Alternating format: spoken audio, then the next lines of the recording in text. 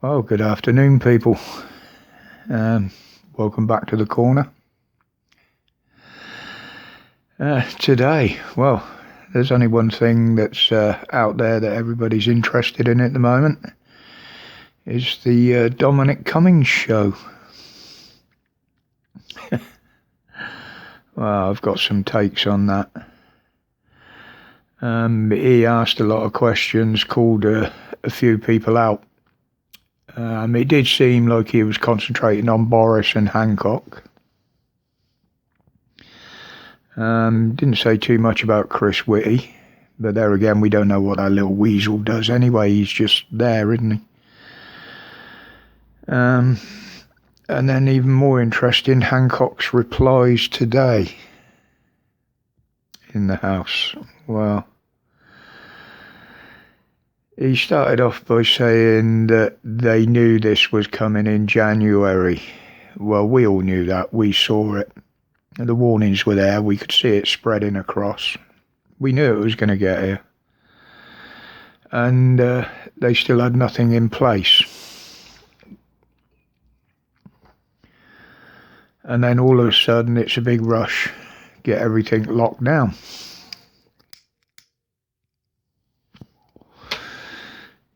So they terrified the country with the lockdown. And the rogue police on the streets, fining anybody and everybody for anything and everything. You know, if you farted in the wrong place, it was against COVID restrictions, boom, there's your 200 quid ticket. And we now know that most of those were bogus. We said that right at the beginning, or many of us did. And then basically Hancock has admitted that they made mistakes. He haven't said they failed, he said they made mistakes. And mistakes cost lives. But, you know, some of the other questions that were asked, and are still being asked, he didn't say anything about where our money went. What it was spent on, who it went to. I would love to see an audit of where that money went, who it was spent with, and what we actually received for it, if anything. You know, there are legal implications of some of the allegations as well, you know. This is why I always say these are only my opinions on stuff. Don't want to go down that road.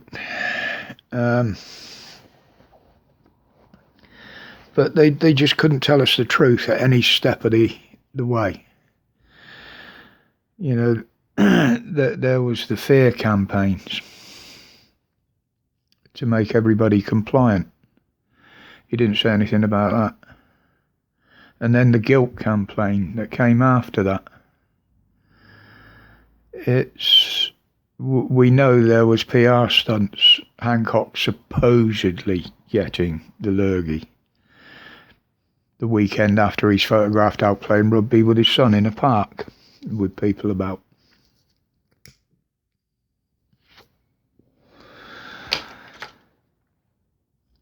You know, he's asking some things but not the right things. And I think, and I really hope this is only part one, because there was a lot of other people there. Now, he admitted himself that he'd made mistakes, and he apologised for them, even though many others were fined £200 for making the same mistakes. But at the time, he was Boris's chief advisor. So he must have been complicit in a lot of this. He hasn't actually mentioned that, has he?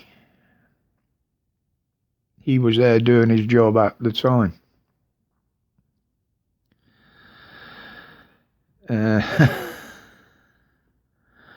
Yeah, well, I think we've got to watch this space, because there's a lot of things there that don't add up. I mean, during the lockdown, we're all locked down. Can't do a bloody thing. Yet still 8,000 people a day were coming in through the airports, many unchecked as well, untested, and just being let loose in society. These are things that they think people have forgotten about because they've been putting so much propaganda out there. But anyway, this will be a quick one today. Again, I have got things to do. But just to end on to me, a laughable note. Now, a young 23-year-old female MP has been signed off with PTSD. Signed off sick from being an MP for PTSD. Reasons given, stress of the job.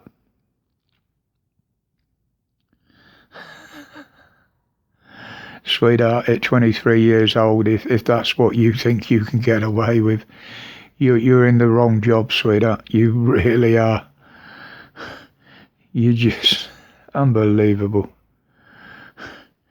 Go and see some ex-servicemen, some veterans. See what PTSD really is. Because believe me, you ain't got it.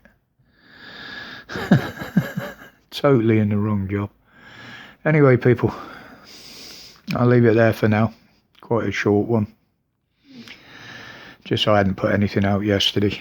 There may be a bit of a spicier one to come this week. I will review it, and if I think it's not going to get anywhere near passing the censors on YouTube, I will post it on my brand new YouTube channel,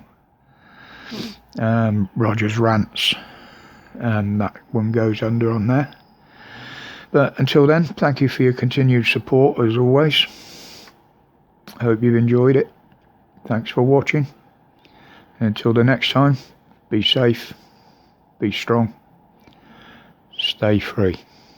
Respect to each and every one of you.